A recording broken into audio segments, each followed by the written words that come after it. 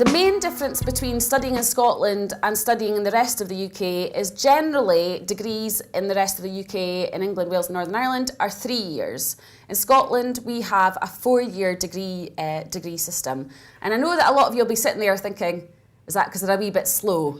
They need a little bit extra time in their qualification. It's not. It's to allow for a much broader and more flexible qualification. So it's a really good system for those of you who maybe haven't 100% made up your mind what you want to study, because generally in the first 2 years you would study up to 3 subjects before deciding what degree you actually want to come out with. At the bottom here, it also allows for the opportunity to study abroad for all students. A lot of students think, oh, well, I'd have to be studying a language to enable me to study abroad. That's not the case. The opportunity to study abroad is open to all of our students, and it is not just in European countries. We have links, certainly at Aberdeen, we've got links in the US, Canada, Japan, and Hong Kong. And if you go to somewhere like Stirling University, they've actually got links in Australia as well. If you do still want to do the 3-year degree, depending on the A-level results that you gain, you may well be offered second year entry. So you could go directly into the second year of a course in Scotland, and again, it would just be a 3-year course. Right, okay, I'm now going to do a little bit of a whistle-stop tour around the universities in Scotland. We'll start on the left-hand side, the University of Highlands and Islands, which is actually the newest university in Scotland. It's based mainly in Inverness. The main campus is in Inverness, which is also the home of the Loch Ness Monster. And it actually came about by a collaboration of a few FE colleges who all amalgamated to form the University of the Highlands and Islands. And with the University of Highlands and Islands, it's not just a location in Inverness. There are locations right throughout Scotland and a wide range of courses as well. So it may be that you want to go somewhere a bit more rural, and there is the opportunity with the University of Highlands and Islands. Moving south, the University of Stirling. Anyone been to Stirling? Tumbleweed, nobody. Anybody watched Braveheart? One, brilliant. Hopefully everybody's heard of Braveheart. Well, basically, that is William Wallace's country. Stirling, that's where Braveheart was set, and obviously where William Wallace actually lived. But if you ever do go to Stirling and somebody says, point out the Wallace Monument, it is the big tower on the hill. It is not the statue in the centre of a sort of 5-foot Australian dressed as Braveheart, which Mel Gibson kindly donated to the city of Stirling. Anyway, back to the University of Stirling. It was founded in the 60s. It is a purpose-built campus university. So when it was formed, they built a campus round a loch, and it's got all the teaching facilities, sports facilities, accommodation are all within walking distance. It's Scotland's University for Sporting Excellence, which you can see really excites me because I don't like sport. But if you do like sport, then their state-of-the-art sports facilities are absolutely fantastic. Scotland's rugby squad train there, Falkirk football team, which nobody's ever heard of, train there as well. I'm led to believe that for those of you that are not interested in sport like me, they do 50 different flavours of ice cream in the cafe in the sports centre, so there is something for everyone. They've got a very flexible programme. They actually offer a wide range of secondary school education that you can combine with your course and come out with the qualification at the end.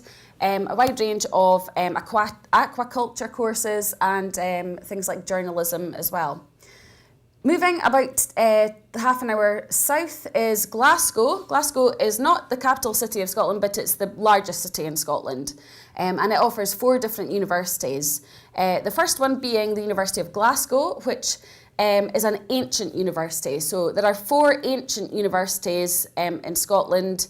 So there was Oxford, Cambridge, then came the University of St Andrews, then the University of Glasgow, then Aberdeen, and then Edinburgh. So they're classed as the ancient universities because they've been here since the dawn of time.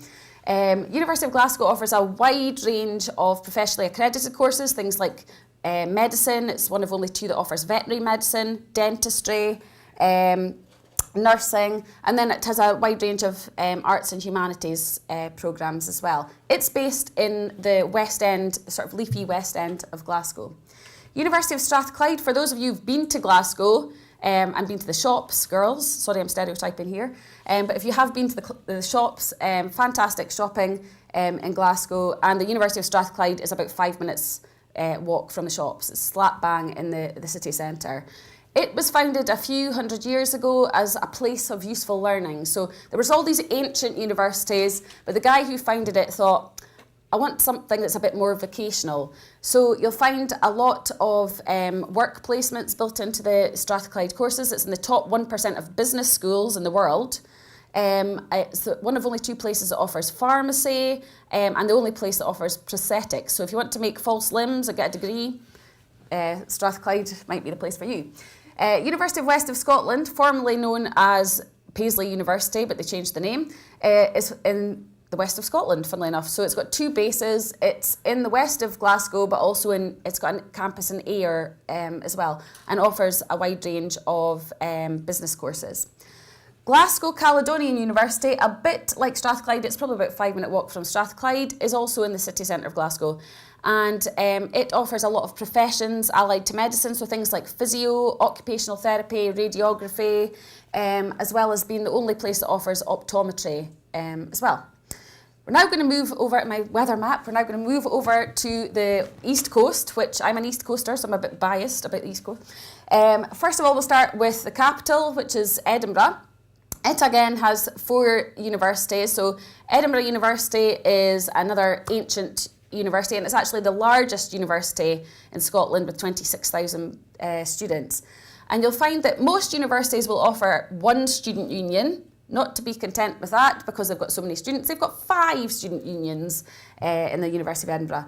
I'm sure you've all heard of Edinburgh being classed as the festival city, and that's because of the Fringe Festival, which happens every August, which is like a month-long festival of comedy and music. People like Frankie Boyle actually made their name at that.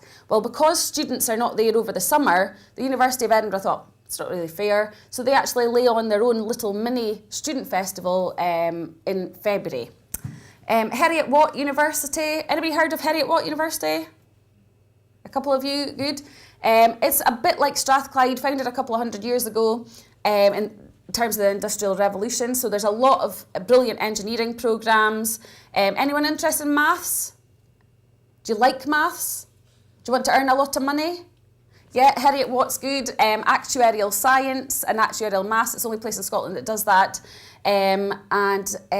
It's calculating probability and risk, but the starting salary is in the region of £36,000, so not too bad.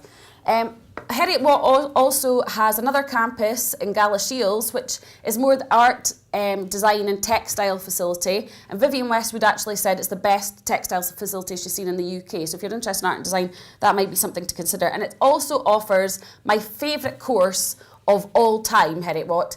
It offers a brewing and distilling course. So if you want to brew your own beer or distill your own whiskey and get a degree at the same time, brilliant.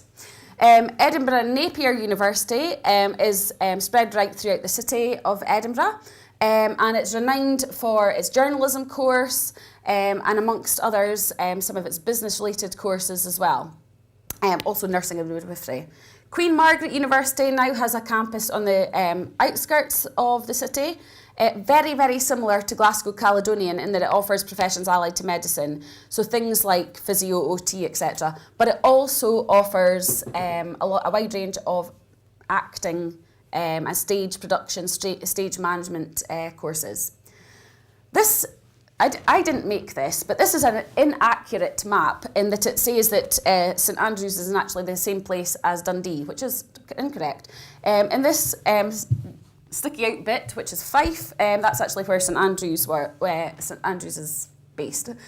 So the University of St Andrews is actually the oldest university in Scotland, offers a wide range of more traditional programmes, a lot of the natural science programmes, obviously medicine and arts and humanities programmes. You'll find that there's maybe 2 omissions that you might be quite surprised at with the University of St Andrews. They don't offer law and they don't offer engineering. And the reason for that is the University of Dundee used to be part of the University of St Andrews, but a little bit like Braveheart, broke free and became a university in its own right, and took, it actually nicked a few of the courses, and engineering and law were 2 of them. So University of St Andrews is a town-based university. Most of the other ones are based in cities. It's a town. Obviously, it's famous for having Wills and Kate. But if you feel more comfortable going to a smaller university with a bit more one-to-one contact, then St Andrews might be something for you, especially if you're interested in golf, obviously being the home of golf. The two universities in Dundee. Dundee is the city of discovery. It's called the City of Discovery because Scott of the Antarctic had a boat ship called the Discovery, and the ship made it back, and Scott of the Antarctic unfortunately didn't.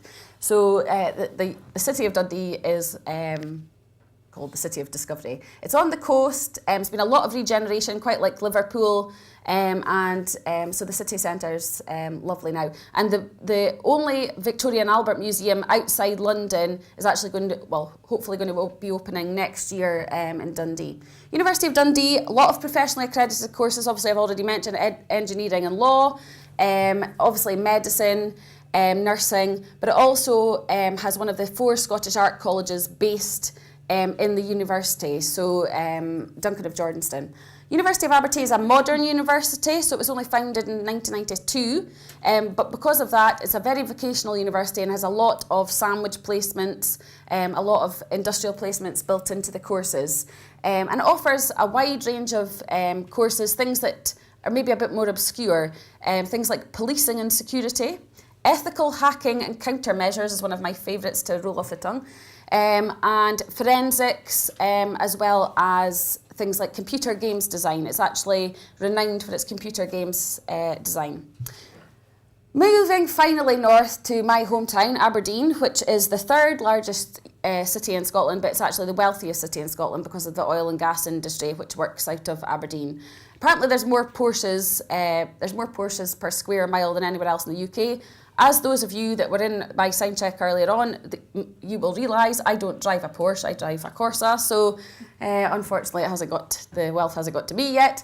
So the 2 universities that we've got in Aberdeen are Robert Gordon University and the University of Aberdeen, where I'm based. So Robert Gordon University, or RGU as we like to affectionately call it, very similar to Queen Margaret and Glasgow Caledonian, has things like nursing, physio, OT, but it's also got pharmacy. It's the other place that does pharmacy. And again, like Dundee, it has the art college incorporated into it, as well as a school of architecture as well. University of Aberdeen is another ancient university. That's where I'm based. So it has a wide range of arts and humanities programmes, science programmes. It's the oldest medical school in the English-speaking world. There's a boring fact for everyone to tell their friends. Right, cost of study in Scotland is unfortunately the same as if you were studying in Liverpool, Durham, Queen's and Belfast. All universities introduced variable tuition fees last year. So they can charge anywhere up to £9,000. So when you're doing your research in terms of, looking at who does the course, it might be worthwhile checking out and doing your research as to what each institution charges, because every institution will be charging something slightly different. You can apply for a fee loan. It's just exactly the same as if you were going to an English university, and you don't start paying that back until you're graduated and you're earning over £21,000. So if you're earning £22,000, say, you're actually paying back £7.50 a month, which doesn't sound too bad. Obviously, if you're an actuarial scientist, you'll be paying back slightly more if you're on your 36,000. There are various government grants available. Now, I'm putting the next slide up. This is just at the University of Aberdeen, but it's to give you an idea of what the different universities are charging. So, as an ancient university, we decided to charge £9,000 a year, but we didn't think it was fair because you guys would normally just be, studying for 3 years. We've actually cut that, so it's 4 years for the price of 3, if you like. So we've capped it at £27,000. But every university is different. Somewhere like Glasgow Caledonian might be charging £6,750 a year, whereas Edinburgh and St Andrews are charging £9,000 a year for each of the 4 years. The main difference, medicine, I think it was you, was it, that put your hand up? Unfortunately for you, it's £9,000 for each of the 5 years. Sorry. Right, what I would say about personal statement is it is your opportunity to sell yourself. And for people that are, quite extrovert and quite, confident in their own abilities, you're going to find it a lot easier to do than people that are maybe introverted, but, outgoing people, be aware. Don't be too cocky. Funnily enough, admission selectors don't like people that are just too in your face, like, you'd be a fool not to take me in your course. They don't like that. So be positive, be enthusiastic about your own abilities, but try and have a tone of modesty in there as well. And the sort of evidence that you need to build in is things like your interest, both in school and outside school. Work experience, if you've got formal work experience with a school, brilliant. If not, your part-time job. Maybe you work in the local spa and you have to cash up. That's obviously numeracy skills, and you've had to deal with the public, that's communication skills. Any position of responsibility, prefects, things like that, but it can also be in your part-time job, or you could be a local guider or something. Any future aspirations, so you're doing a general business degree, but ultimately you want to be a chartered accountant. What makes you, we'll come back to gap year, what makes you stand out? And I don't mean in a weird way, okay? So try and avoid that. But if you are applying for politics, say, and you've been lucky enough to go with a school to the European Union, or you've organised a charity event or something like that, that's the sort of thing I'm talking about there. Anyone thinking about taking a gap year? Okay, a few of you. All I got in yesterday's talk was a guy going like this, so I presume that meant he was thinking about it. In terms of taking a gap year, check with the universities that you're applying for whether they will accept gap years or not. Speaking on behalf of the University of Aberdeen, we're quite happy for you to take a gap year unless you're doing medicine, where you'd have to go to Ghana or somewhere equivalent and deliver babies for us to be happy with. We wouldn't be happy with you stacking beans in Asda or something. But University of Edinburgh is a bit funny about gap years. So please, when you're applying for different universities, and that applies for English universities as well, check with the university admissions office to see if they are happy enough with gap years.